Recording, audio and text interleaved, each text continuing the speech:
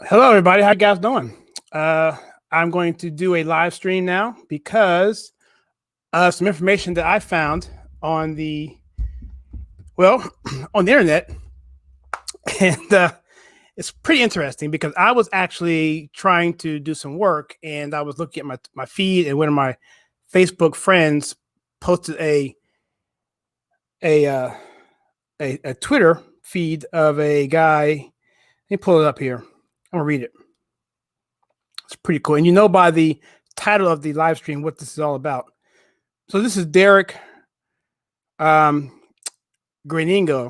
I'm pronouncing his name wrong, I'm sure.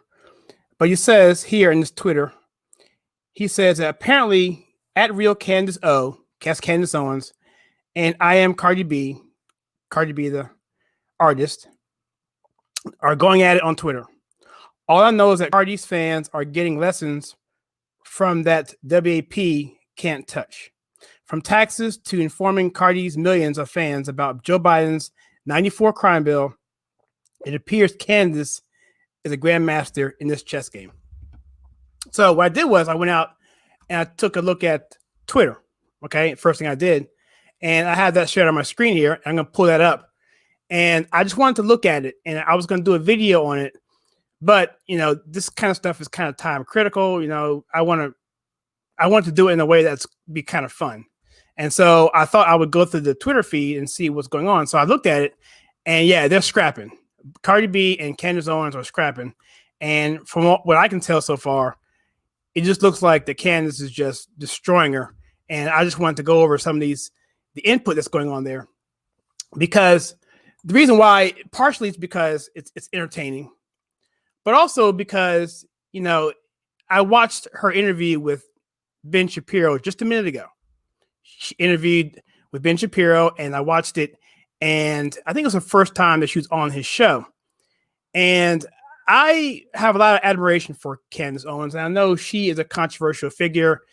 And I actually she inspired me in this channel because I heard her say something a while back to engage the culture. One thing that Black people in particular don't do is, in the culture that we have inherited or the culture that we've embraced over the past 50 years, where we have single Black mothers raising kids, and we're finding that we're not being educated the proper way. We're being educated through the public school systems or whatever, or if at all. And the education we're getting is through the culture. And what she was saying was, if we want to reach people on the left who are Black, we're going to have to reach them out while they're in the culture and engage the culture, which is why the conservative take is what it is. The conservative take is a channel website which we take culture, TV, movies, and politics, and we filter it right. The icon, the logo, is essentially just that. It's the clapper that you use for a director when they're filming. They clap that down so they can know when to do the sound check for the scene that they're trying to film. And of course, the bullhorn is the expression of them saying take or whatever. And so that's the concept of it. But the whole process of it is an entertainment type of mantra that we're going for. And so to engage the culture, that's what I'm trying to say. And so I really admired her for that. And so that's kind of what the thought of the channel was. It started out as movie reviews. We got into other things too, but that's kind of the origins of it. And so with Candace Owens, I know she's she's pretty divisive, probably because, I have a video, and that's the video here. The video is essentially, I have it on my YouTube channel. It says, the 7 reasons why people don't like Candace Owens. And I was going through this video and finding out what are the key reasons why people don't like her. So check that out. And if you, like that, comment below, or if you disagree with me, by all means. But 99% of the time people disagree with her, it's going to be in that particular list in some category, shape, or form. And I think she's trying to do the right thing for the Black community, and she is in a unique position to do that. And I think that's what she has. I think that's where God put her, and I think that's where I am trying to not necessarily follow in her footsteps, but trying to take on that mantra and try to help do the same thing, because I think there's a certain niche and a certain void right now that's not being addressed in the community, the Black community, particularly as it relates to conservatism. So anyway, enough of that. So anyway, I'm going to pull up this Twitter feed here because Cardi B, as you know, she's probably the hottest artist out there, especially in R&B, I guess. And I don't listen to her music, never have, but I know her influence. And just like Kanye West had his influence about a year and a half ago, wherever that was, when he decided to come out to support the president, there was a big culture discussion in the Black community and on all of social media and all of the media in general because of who Kanye is. And I think that this is the same kind of thing potentially, because whenever you have a major celebrity of her stature, Cardi B, that is, engage in a meaningful discussion, and this is this is really a debate from what I can see, then you have a situation where it could be an important landmark in going forward and getting us ahead. And so she reaches millions of people. And so to give Candace Owens the platform to engage at any level is a rare thing, because the left, what they want to do is they want to shut things down, because I hate to say this, but it's just the truth. Their arguments, particularly now because they've gone so far to the left, just is horrible. They have no case on just about anything. They don't have the middle edge on any position whatsoever. It is so far to the left that they've distanced themselves from moderates within the party, the classical liberals, the people like Dave Rubin, those guys, right? Those guys who would agree with most of the Democrats' philosophies 10 years ago, but not anymore, because they've gone so far insanely to the left. And you see a big walk away movement, a big Brexit movement going away from the Democrat Party into maybe not the Republican Party, but away from the Democrats. And so that's what I'm seeing here with this, potentially with Cardi B as well. And I'm going to take a look at this here. I'm going to share my screen. I have it queued up, and I'm just going to add it here, and I'm going to share it. And I'm going to read through some of this stuff, and let me just see if I can make sense of it, because I started at the bottom. I hope I got two computers here, so hopefully I got this going right. All right, cool. So that's the wrong tab. All right, that's the wrong tab. Let's go. Here we go. That's the tab. Here we go. All right, so this one here is 7 hours ago. I think this is where we're starting. This is her interview with Ben Shapiro right here, the bottom screen here. And let's go up here. It says, okay, so here's Cardi B.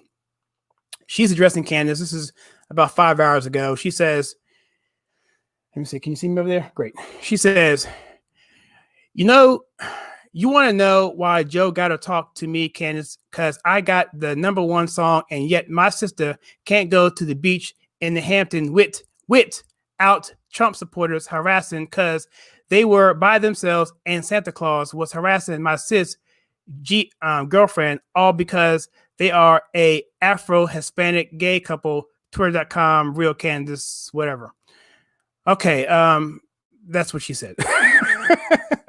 According to Candace Owens, and I don't know if this is what Candace Owens said in her interview with Ben Shapiro today, that Cardi B is illiterate. So I'm going to cut her some slack. If that is true, I'm going to cut her some slack. So Candace Owens writes back, she says, to clarify, Joe Biden, in quotes, got to talk, unquote, to you because you had the #1 song and Santa Claus was harassing your sister? ? Okay.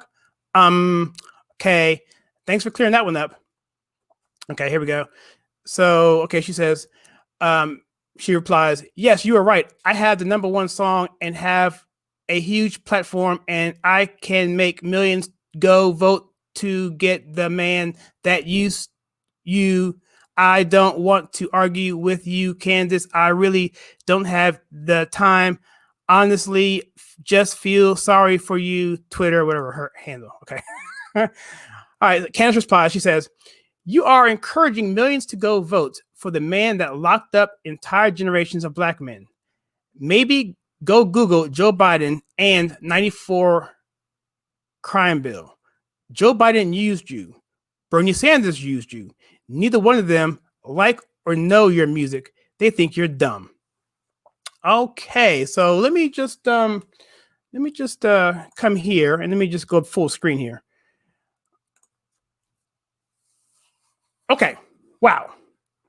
So, all right. So I think what's happening right here is, all right. So Cardi B, obviously, I mean, she's being polite and she's saying what she has to say. I think what she's saying is she's seeing Candace Owens as a gnat, someone who's insignificant. She doesn't have time to talk to her, but she's going to engage in her for whatever reason because Candace Owens, she doesn't have the influence as a Cardi B, at least in the media standpoint. But Candace Owens has a lot of influence. I mean, Brexit, in case you don't know, is a company that she founded. Brexit has 20 locations around this country. So yeah, in 20 states, and each one of those states have ambassadors and they have whole organizations to go out on the ground and do door knocking and do canvassing. And this is in addition, I believe, to the 1.5 million volunteers that the RNC is putting together. They're projecting 2 million volunteers by the time it's all said and done. So the ground game for the Republican Party is phenomenal. And that's just Brexit. And that's just RNC. Just other organizations, too, that are doing things, too. These auxiliary type organizations. So what I think was happening is she engaged, and I think Cardi B kind of knows she's in over her head in terms of a debate standpoint. So she's just going to basically just say, hey, you know, I'm who I am, put a flag in the ground, don't mess with me, I ain't got time, whatever. But I think what happens is the information that Candace is putting on her, she just cannot not respond. So let's go back to it.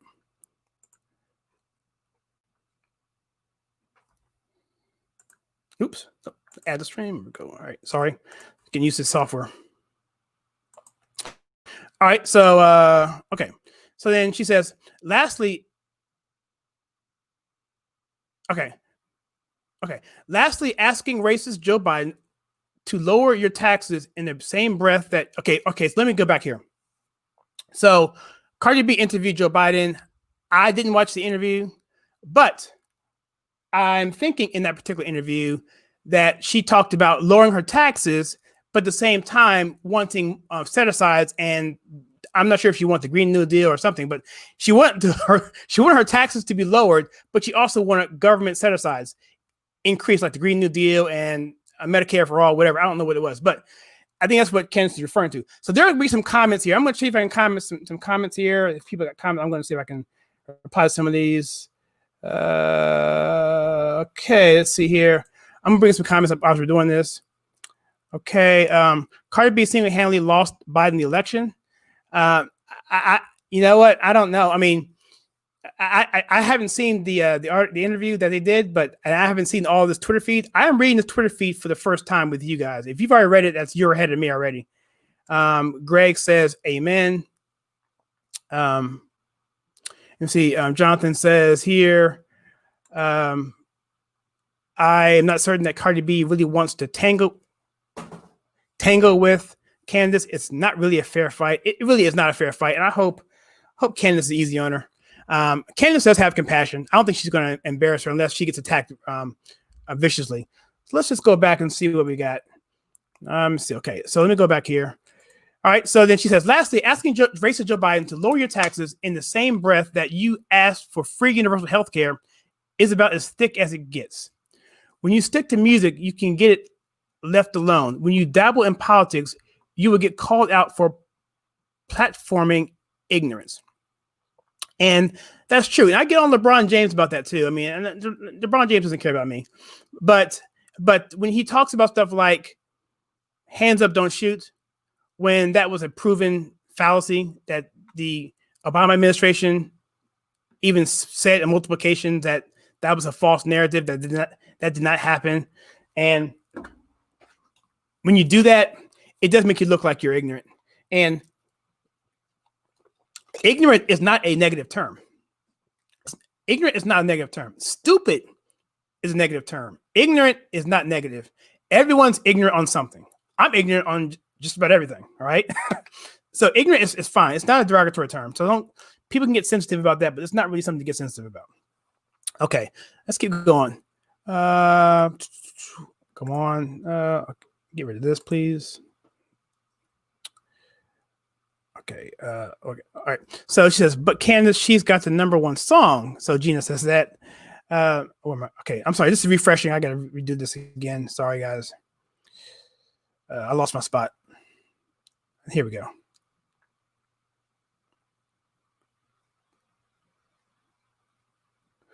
All right. Let me keep coming. Go back to the first.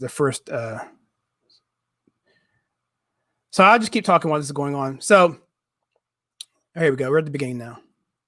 This is live. Sorry. This is live. So okay. Okay.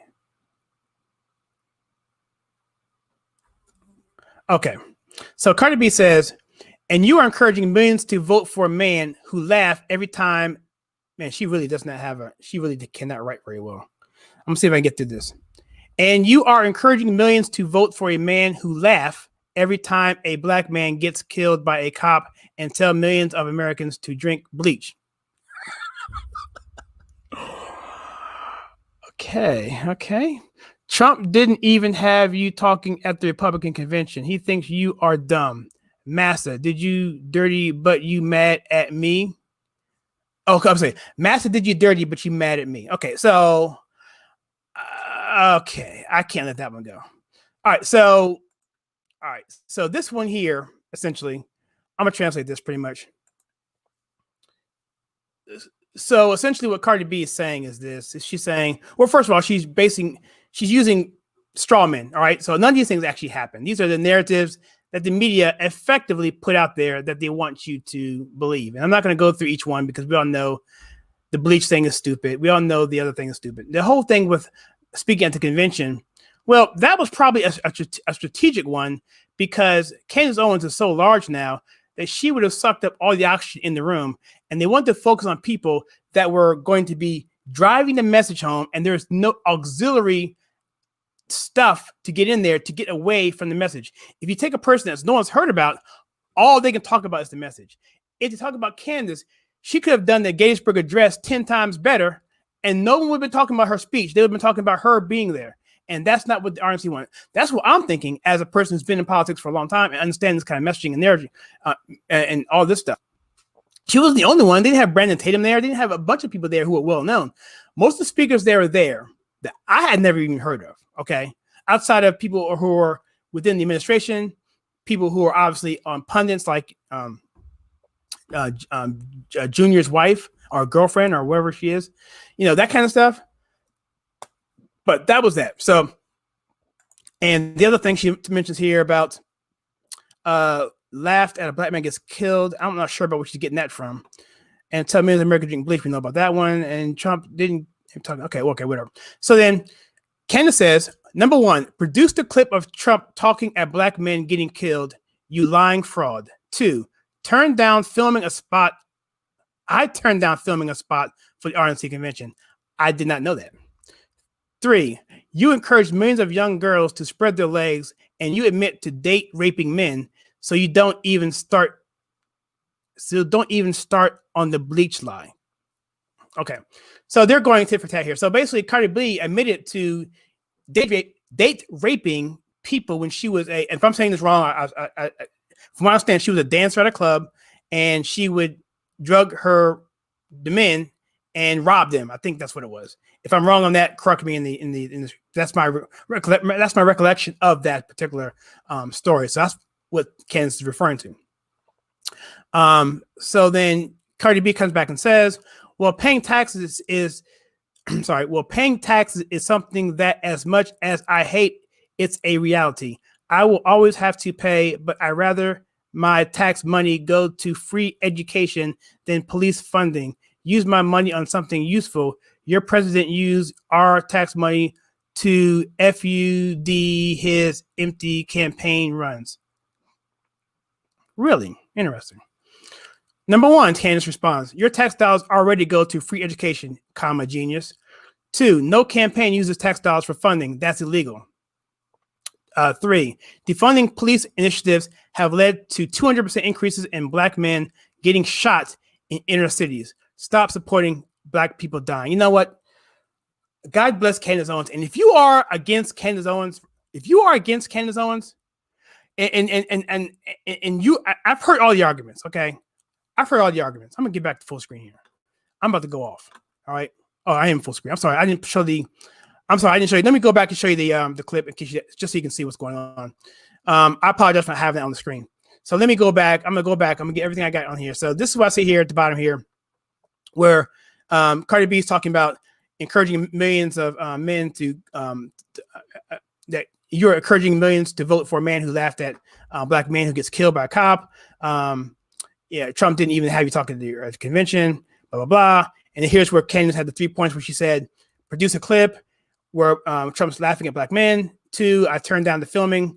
All this, you can read this here just so you can see. I want to keep the context. I don't want to just keep it in the dark. So that's there. So now I'm going to go back to full screen. I'm going to talk to you directly. And I want to talk on this here about Candace Owens and what she's doing. And what she is doing, if you don't understand right now what's going on, and maybe I'm being overly dramatic on this. Maybe I'm being, insane. But given the stature of how big Cardi B is as a personality, and how difficult it is to have a meaningful debate of any kind, of any platform, with a conservative on one side and a liberal on the other side, is almost impossible nowadays. They started, when you had people like Milo back in the day, or you had people like even David Crowder, or not David Crowder, Louder Crowder, or Ben Shapiro. Ben Shapiro is the most, he's the most harmless conservative out there. He won't hurt a fly, but yet they're rioting him. And so they were shut down these particular talks.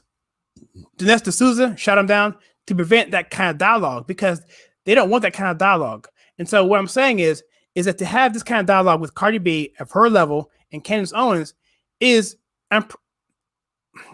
almost unprecedented in this day and age. Okay. And what I'm saying is this is an historical moment that millions of people are reading this stuff. Millions. Now, we already have seen the Black community and Hispanic community go away from the Democrat Party, but I'm speaking specifically to the Black community. I hate to leave my Latino and my Hispanic brothers and sisters out of this, but for the sake of the discussion, because of BLM and all that, I'm going to just keep this within the confines of the Black community. I apologize to my other brothers and sisters out there who are conservative, but for the Black community, this is very, very important, because you're having millions of people that are going to be reading this. And if Cardi B does not delete her tweets, God bless her. Because what's going to happen is, let's say she has 1 million people reading these tweets. All right.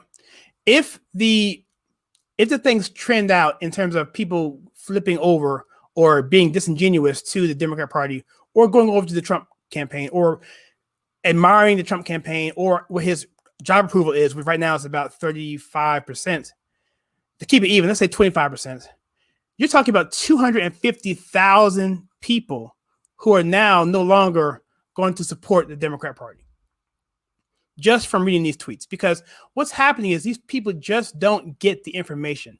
I posted something earlier that said it's imperative for the left to squash conservatives. They have to squash conservatives. They have to shut down debate. If they don't shut down debates, then they're going to allow their message, which is radically outside of the mainstream, to be exposed for what it is. For the longest time, people like Milton Friedman and people like, I'm drawing a blank here on this guy's name. He was the, anyway, it doesn't matter. The old school people would try and bring out the less tactics and their positions, but they would never go there because they were trying to hide who they really were. And that was the whole thing. They would run to the middle during the election campaign, but then they would be totally opposite once they got in office. And so, but now, because of Trump, because they hate Trump so much, Trump, just by being who he is, has forced the left to go way left, because they can't be anywhere near his positions. So President Trump took the middle positions. Since when did you think that you have a Republican take on crime reform? That is something that should have been owned by the Democrats, but it's not. Those middle positions are taken and owned now by the Republicans.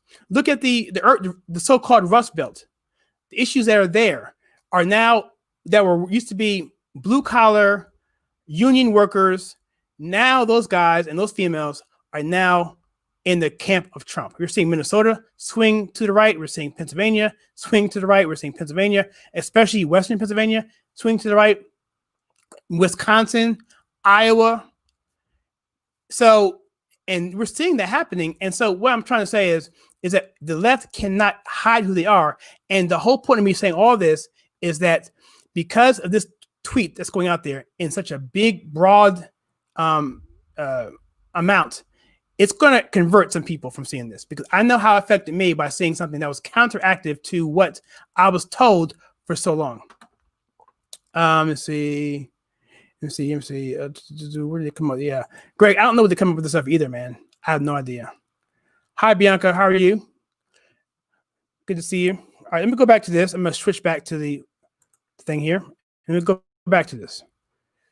All right. All right, so now we have here, it says, okay, so we have another guy, English Spanglish says, so Cardi B is currently receiving the business by Candace. Must be Labor Day because she's getting, yeah. Nichelle says, Team Candace, Black Women for Trump 2020. Preston Walter replying to Candace O, damn, tell her, Candace, Blacks for Trump. Cardi B, I'm doing a video on my IG in a minute. I want you guys to listen, okay? Update, Cardi B is in the middle of a live stream about me, riveting educational content about how she has so many followers, so that's why Joe Biden has to speak to her. She has unfortunately spelled my name handle wrong, but people are helping her out in the comments. I'm not going to Cardi B's Instagram page. I'm just not going to do that. I'm going say, okay. So then she says here, Candace says, I'm doing a live video on my IG as well in a minute. I want you guys to listen. Now, that was 4 hours ago, so I probably missed that. Mark Dice, he's got over 1 million subscribers on YouTube. He says Cardi B is having a mental breakdown on Instagram about real Candace O. And Candace O says, I am 6 months pregnant and had to rip Cardi B a new one. Watch here. I may do this in another video. I'm not sure if I can pull this off live stream. I will do it in a separate video. So we'll look out for that. I'll probably do it tonight. Candace says here, since most Black people didn't have the spine to admit that Ben Shapiro was 100% correct about Cardi B and how her music and platform contributes to the disintegration of Black culture and values, here you go. And by the way, if you haven't seen the interview with with Candace Owens and Ben Shapiro, go check that out. It's pretty good. It's on the Daily Caller website, I believe, or YouTube. Okay, and Cardi B says, so your baby is swinging, whap, whap, whap, this some dry. Okay, I'm not saying that. So basically, she's disparaging Candace Owens' unborn child. And Candace says, attacking an unborn child, how very Democrat of you. While I have you, did you know your party has supported the slaughter of over 18 million Black babies since 1973? Did you know that the most unsafe place for a Black child is in the mother's womb because of your party? Actually, it's more than 18 million, I believe. It's like closer to, I know it's closer to nearly half of the current Black population that's been killed by abortion. And those numbers are, those are out there, but most people think 18 to 25 million people. Yeah, it's a horrible number, and I don't know how people can stand by and let that happen. See, Candace Owens says here, Samantha, Candace Owens versus Cardi B was a preview of what Donald Trump versus Joe Biden debate will look like. Yes. So what I wanted to also say was, in terms of these debates happening, they're trying to also not have Joe Biden debate Donald Trump. Why? People say it's because they think Joe Biden can't handle it. He'll say something stupid. I don't think that's really the reason. I don't think the reason why he's not debating Donald Trump is because of that. because I think they can probably pop him up with some drugs and get him lucid enough to get through the hour and a half. But I think the real reason they don't want Joe Biden debating Trump is because they don't want his ideas to be exposed. They don't want Joe Biden to have to actually sit down and defend a position. Joe Biden is getting the most softball questions in these interviews. He is not being asked anything. Today, he ignored reporters when he's walking through, I'm not sure, walking through a cemetery, where he was walking. He ignored the reporters, not taking any questions. And we saw Hillary Clinton do the same thing back in 2016, but not like this. And to Joe's credit, we are in a pandemic, so I'll give him the benefit of the doubt there. However, this goes well beyond that. So that's the real reason why I think they want him talking to Joe Biden, which is why Cardi B is now on her Instagram page, because had this continued on her Twitter page, it would have been out there exposed, and you're getting cross-examination. And that's how you get to the truth. Cross-examination is the mechanism to getting to the truth. And what's happening right here is she is being taken down point for point.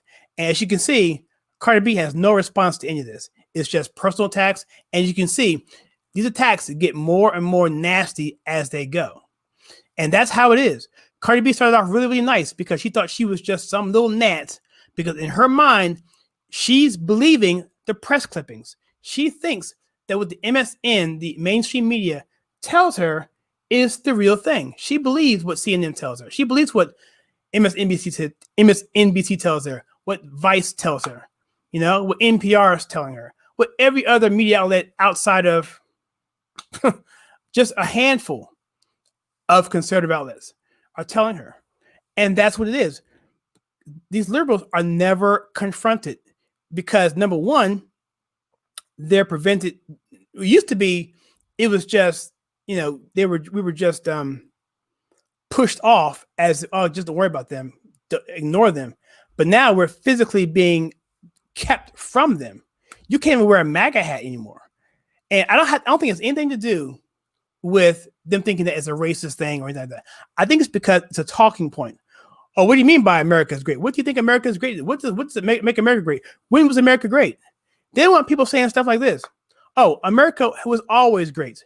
It's the idea of America that is what's great. And that idea from this country, which has been from the foundations of its inception, way beyond 1776, going back to Locke and the principles of freedom and liberty, it would just have to be put down on paper where a government could be founded where God gives us the rights, not mankind. And therefore, those rights cannot be taken from us.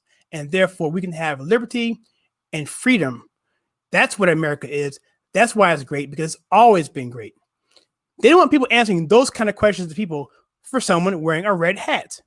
And so they just want to keep everything away because their positions are so far out of the mainstream that they're indefensible, and they know that. And to get Joe Biden on the stage, it would be a horror show. And I'm not sure how they're going to pull it off. I still don't think they're going to get Joe Biden on the stage with Donald Trump at the same time. I just don't see how it's going to happen.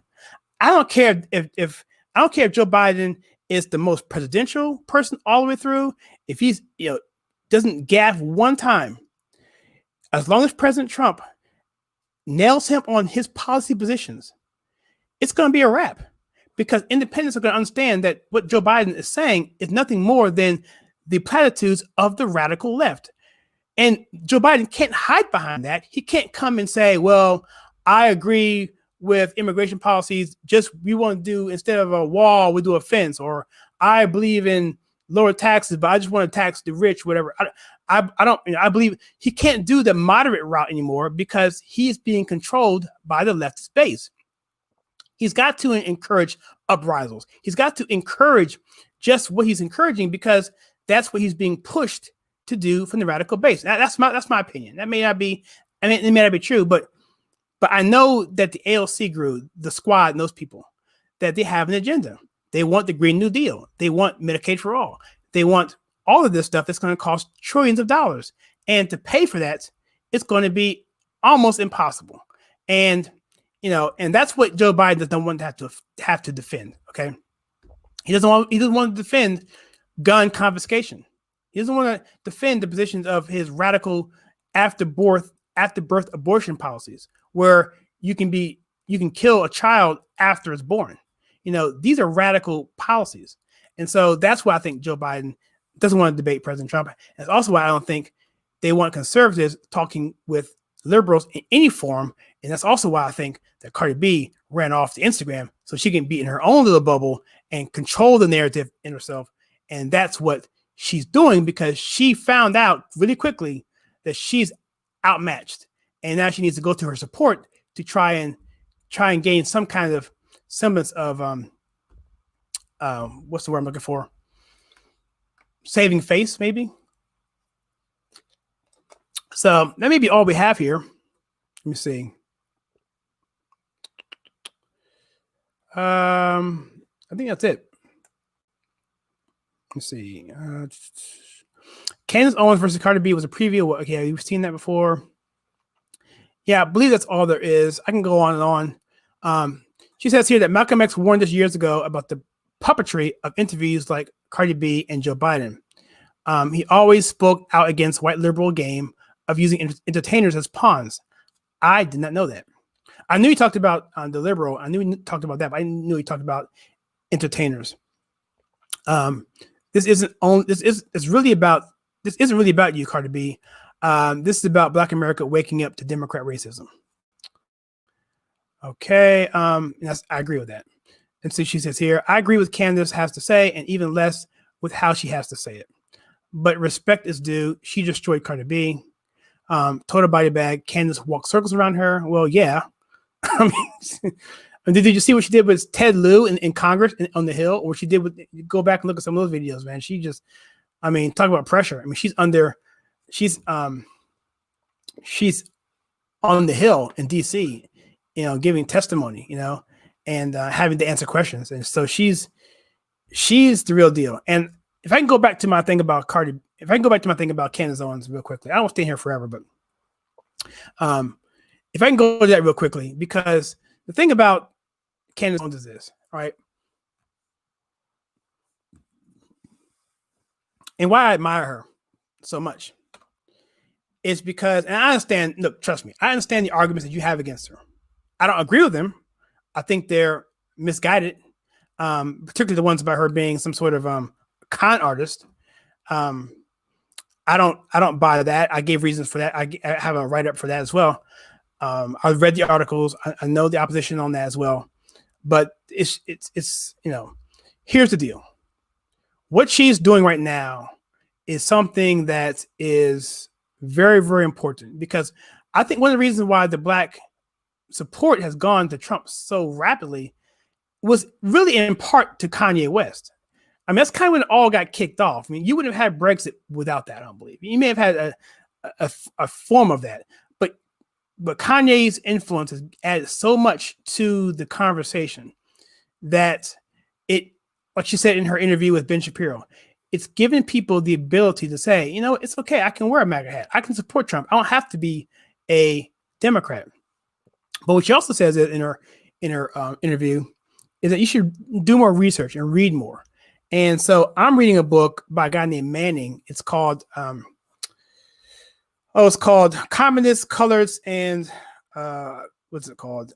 I got it here somewhere, but I ordered it on Amazon, and it's an 87-page book, and it deals with how communists have infiltrated the Black community. This is about 1958. And I'm reading that book right now. I'm going to be reading that book when it comes in, but I read some excerpts from it, from chapter 2, dealing with the church and how the church has been infiltrated by white liberals. And I found it very fascinating. And what Candice is saying is it's really important to go beyond the talking points and go into some research and understand about capitalism, about Western culture. She mentioned Milton Friedman, my economics hero. He won the Nobel Prize for economics. If you haven't seen any Milton Friedman stuff, if you want just a quick overview, go look at the Milton Friedman. There's a clip on YouTube. He's on Phil Donahue. It's like 2 minutes, 3 minutes long. And that clip right there will give you an inkling of what Milton Friedman is all about. This guy was amazing in terms of his ability to frame arguments in a way that's clever, witty, and it made sense. But it's also an error when they allow you to talk. We allowed you to actually spend 5 minutes to get a thought out. Whereas today, you can barely get 5 seconds because they're going to yell and shout you down. Why? Because what I said before, the same reason why Cardi B went to her Instagram page, the same reason why Joe Biden doesn't want to talk to reporters, the same reason why Nancy Pelosi said, well, maybe we shouldn't have debates, because they don't want to put the ideas of conservatism against this radical leftist narrative. There's a reason why. There's a reason why they've been hiding themselves for the past 30 to 40 years, because it's nonsensical. And so, but because Trump is who he is, he literally forced them to go so far left that he very well may destroy the party. Trump may very well destroy the Democrat Party. Now, I think what you're seeing now is with these riots, with these Bernie Bros, Antifa, BLM, what you're seeing here essentially is the death throes of the Democrat Party. But I will say this, I don't want to be all melodramatic, but I think this election is an election it's all or nothing. This is it. Remember when we said 10 years ago, the time will come. The time is now. Now this is the time, because unlike any other election, maybe barring 1864, this election is for the whole can of worms. It's for everything. It's for the whole can of wax. Whatever this saying is, it's for everything. It's for everything, because whoever loses this election, it's going to be devastated. It's going to be. I would say devastated. If the Republicans, now they can say we can put Nikki Haley or whatever, we can put more moderate up next time. That's not gonna cut it, because what's going to happen is the Democrats are going to do whatever they can do to shut down every avenue for a Republican to win. I mean, look what they're doing now. They're going to add people to the Supreme Court. They're going to, make DC a 51st state. All right, give them 2 more senators. They're going to tear the wall down. They're going to allow mass immigration. They're going to extend sanctuary cities. They're going to do whatever they can do. They're going to get rid of all the executive orders that Trump that didn't have time to become law yet. They're going to be gone. And it's just going to be total anarchy. And the riots won't stop because the radical left never get enough. They never have enough. So they're going to keep demanding more and more and more. They're going to become more and more emboldened. They're going to expand to the suburbs.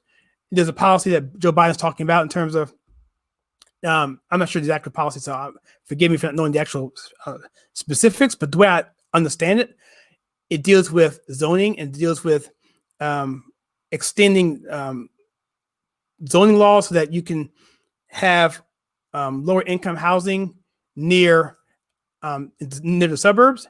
And lower income housing, I mean, statistically speaking, brings more crime, right? So we're going to see some of that happen. And this could all just be, this normally we have an election year like this. You can pretty much say that will never happen because they're just saying that to get elected. Well, unfortunately, the radical left, they're serious and they want it. And a lot of them don't like Joe Biden because they don't think that he is radical enough. And some are saying, and I think I have to agree with them, that Kamala Harris may be the president because Joe Biden may not be able to continue on for his first term. And so Kamala Harris has voted the most liberal senator in all of Congress. Whether she believes it or not, she votes more times Democrat than even Bernie Sanders. And so that's the dark side. That's what can happen if the Republicans lose. Now, if the Republicans win, the opposite is true. All right. Because at that point, the Democrats are pretty much going to split. You're going to see the faction, the Bernie Bros, the leftists, all those people are going to have a serious groupthink to do. Now, I think it's going to be some rioting because they're going to be frustrated, especially if I feel what's going to happen in terms of mail-in voting. Many votes are going to be cast out because that's just what's going to happen, and then they're going to call fraud. They're already talking about Russia again. Kamala Harris mentioned that Joe Biden may lose because of Russian interference. So they're already kind of setting these things up. Trump's been tightening the gap on this thing. The margin for the betting odds is now closer than ever. And if you factor in party affiliation on some of these polls, Trump is right there. It's a dead even race. And I say if you factor in all the factors, if you factor in the Latino vote, you factor in the non-Latino, non-Black vote, you factor in white males, which just typically go our way. You factor in Black males. You factor in blue-collar workers. You follow the people that what we call the monster vote, the people who don't want to talk to anyone. You want to talk about white females who I think are coming back, white suburban women who went for Trump big time in 2016. I think they'll still come back. In other words, Trump isn't going to lose very many of his supporters. He's only going to gain more supporters. The walk away movement, which is hashtag walk away, has gained hundreds of thousands of people over the past 2 years of people who've walked away. And that's just a snapshot of a bigger picture. Okay. And we're seeing it all the time. Tim Pool on YouTube just put out a video about how the infrastructure or the base of the Democrat Party is collapsing. It came out a few hours ago and talking about how local state legislations around this country are seeing a mass swath of Democrats going over to the Republican Party. It's just something he pointed out. I didn't hold much credit to it, but Tim Pool doesn't say things that are not at least well thought out. So I'll put it out there, but it would fall in line with everything that we've seen in the numbers. And all that together, Trump's going to win. And the only way that they're going to stop him from winning is if they do something dastardly, right? But to my original point, worst case scenario for the Democrats. All right, I'll say this now, and then I'll stop the live stream here. Here's the worst case scenario for the Democrats. I'm gonna drink of water. Excuse me.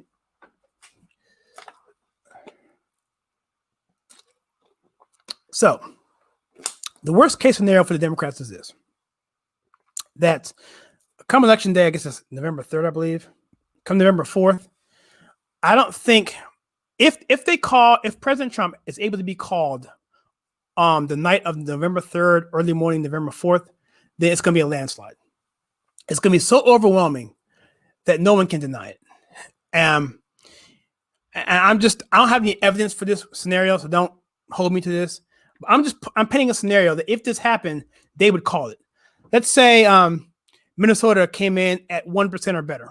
I mean, a clear 1%. I'm not talking about, a clear 1% or better for Trump. Michigan comes in at 2 to 3% better for Trump. Pennsylvania, 3% better. Florida, 3 or 4% more for Trump. North Carolina, 2% for Trump. If you start seeing stuff like Ohio at 8 or 9 for Trump, Wisconsin, let's say at 3 or 4% for Trump. These are solid numbers that no matter how many mail-in votes you throw at them, there is no way you can fake that election. There's not you win in Wisconsin by 3 percentage points. There is not you would need 10 truckloads, semis of ballots stacked up to countermand that. That's not going to happen. If the election is big enough, the margins are big enough, if the Trump base comes out big enough, there's nothing that they can do. There's no kind of cheating that you can do. The election becomes cheat proof. Okay. And so if that happens, they're going to call the election for Donald Trump that night. So what Trump basically needs is this: 3 states, Arizona, Wisconsin, and Pennsylvania. If he wins 2 of those 3 states, it's a wrap. So if he wins either one of those states, 2 of those states by at least 3 points, they're going to call it that night. And the worst case scenario for the Democrats is that that's also going to mean if he's carrying Wisconsin by 3 points, that means he carries Wisconsin. He carries Minnesota. It just works. It works that way. He carries New Hampshire, and so now we're talking about Trump getting 319 electoral votes. He may carry Virginia. I mean, that's a far cry. He may not carry Virginia, but he held Virginia most of the night on 2016. Let's say people break at the last minute. Independents break hard to Trump at the very end. They are undecided going into the voting booth. They haven't been polled so much. They go in, they say, you know what? I don't like where this country's going. I don't like these riots that are going on. I don't like how the Democrats have been treating this president. I don't like the lack of patriotism in this country. I don't like the fact that I don't feel I can have free speech. I like the ability to maybe carry a gun for my own protection. If these people go at the last minute and go to Trump, it's going to be a landslide of a monster proportion, unlike we've seen probably since 84 or 72. Now, 72 is ridiculous. The 72 was ridiculous. We probably won't ever see that kind of thing again. But you could possibly see Trump carry Nevada, Colorado, Virginia, Wisconsin, New Hampshire, Michigan, Pennsylvania, Ohio, Florida, North Carolina, and Arizona, right? And so if that happens, it's going to be devastating for the Democrat Party. And long story short, their party is going to split in half, and they're going to be out of commission for at least 8 or 9 years. And if Trump can continue on the last 4 years of his election in the same kind of fashion he's been doing, and even fulfilling more of his promises, getting those executive orders and turning them into law, because if that happens, ladies and gentlemen, if that happens in that scenario, we're carrying the House too. It all works together. It's what we call a wave election. So if there's a wave election and we take the House back, which is, right now doesn't look like we could right now, but it could if things break right. The Senate will obviously stay, and the president will give Trump everything he needs to do for the last 4 years to make the country put in the position to set it up for Ted Cruz, to set it up for Nikki Haley or someone. Personally, I want to see another 4 years after Trump of someone who is solid, who can carry on the legacy. That's been a problem going back. You go back and look at James Polk, for instance. James Polk came out after Jackson, way after Jackson. But he spent 4 years in office.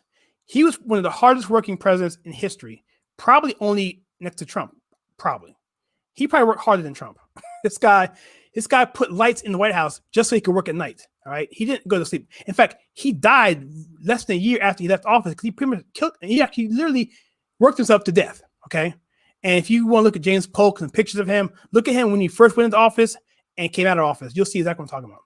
Anyway, James Polk, his whole focus was to go back to the Jefferson, Andrew Jackson era of politics. But between Jackson and Polk, there have been people in between that went off of that and went away from that. And so what we need is a contiguous administration. Unlike Reagan, who had HW, he didn't carry on that same type of agenda. He was more of a globalist, more of a, he did this little thing, whatever. And so I think we need to reverse everything that Obama did. We need 16 years of solid MAGA policies to get this country back in line. So we have a whole generation that are raised on policies and raised on education that is truthful. This 1619 project that came out from the New York Times dealing with America being the worst country in history, how it is inherently racist. It won the Pulitzer Prize. It was just a talking piece, a revisionist talking piece to get people to hate America. That is what all this BLM is dealing with. It's with all the narrative that comes out with that Cardi B is talking about, that all these Democrats are talking about America, about how white people can do nothing to fix the problem because you are inherently racist. All this stems from this document that came out a few years back. But even that stems from an earlier document. I can forget the guy's name. I have a video on my site called White Guilt. In that particular video, White Guilt, it's called White Guilt. I believe it's called White Guilt.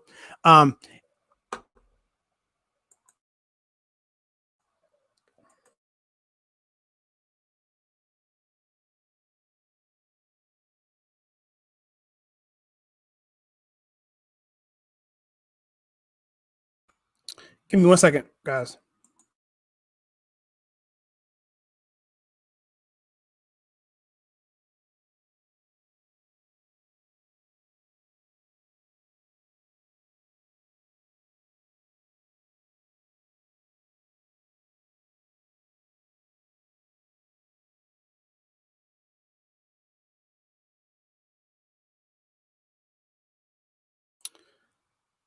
So the white guilt video talks about that the how that whole thing started.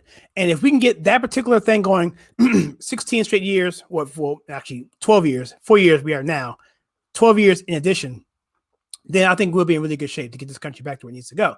Because Obama did a serious number on this country.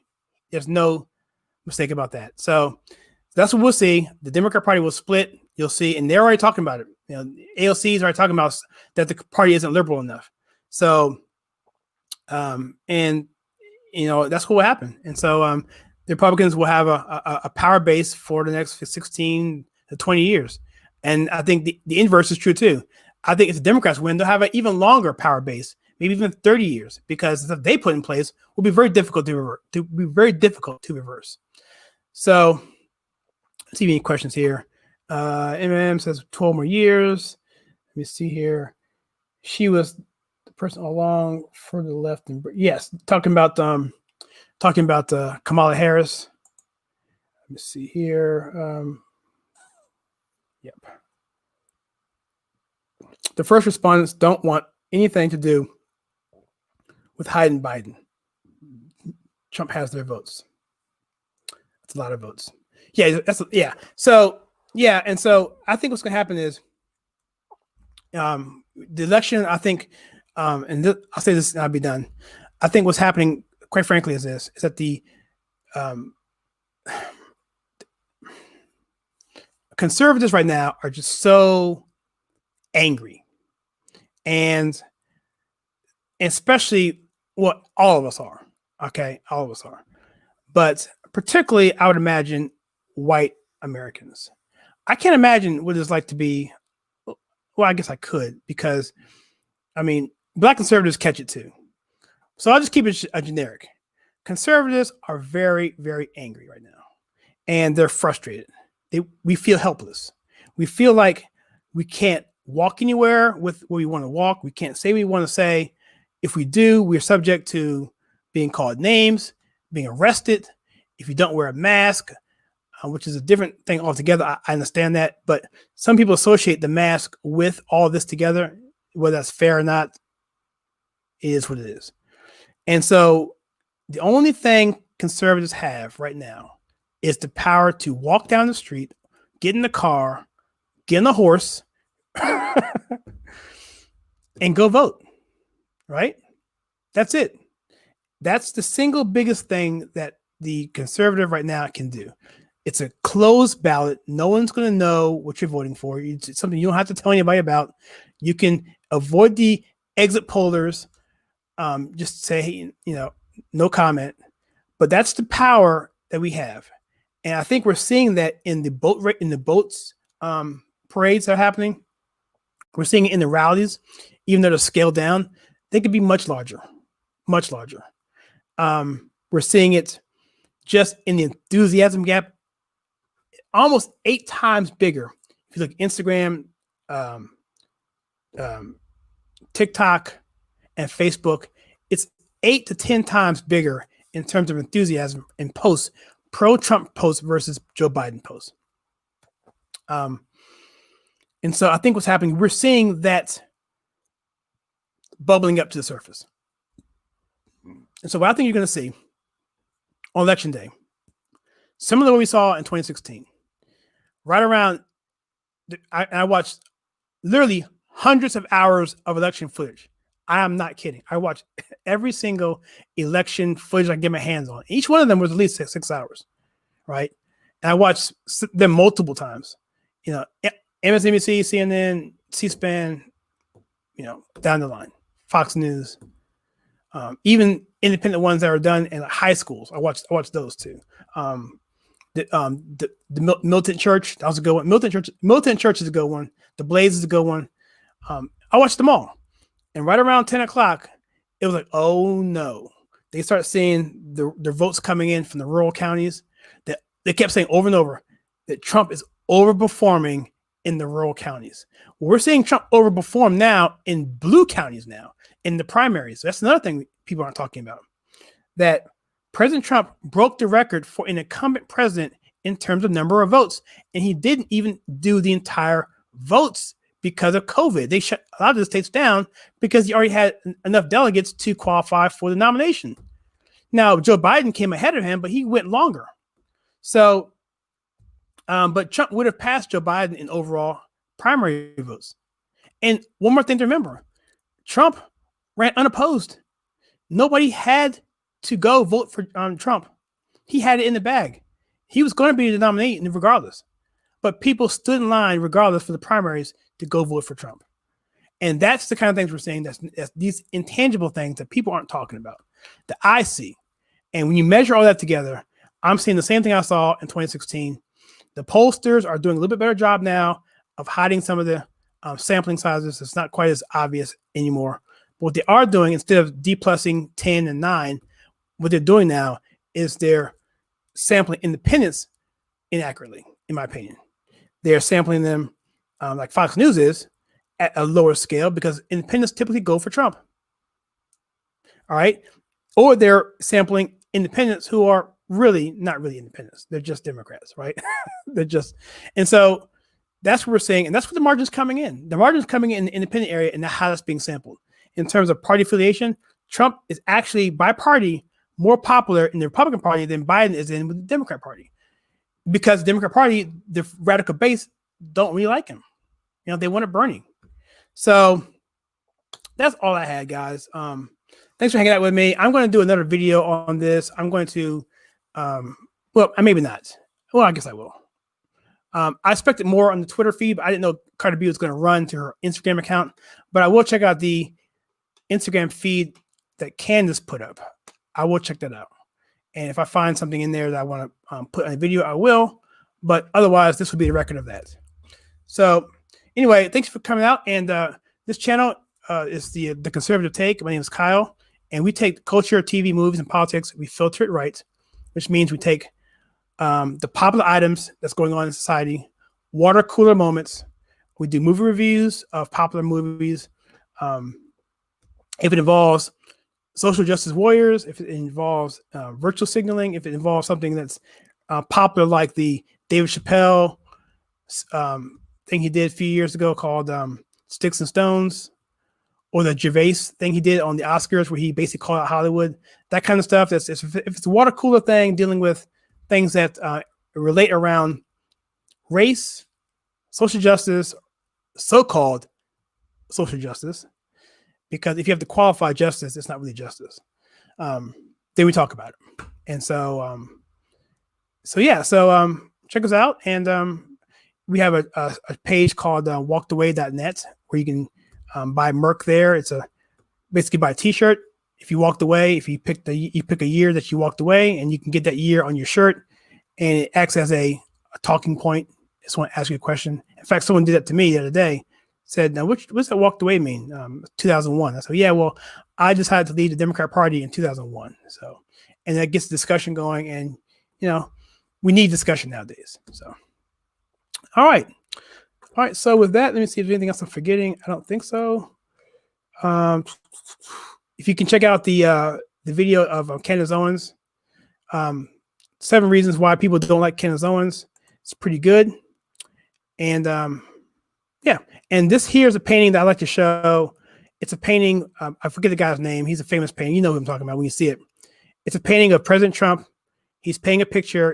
In the picture is actually hidden behind a red curtain. And by the way, he does a lot of symbolism in this stuff. And the title of the painting is called "The Best Is Yet to Come."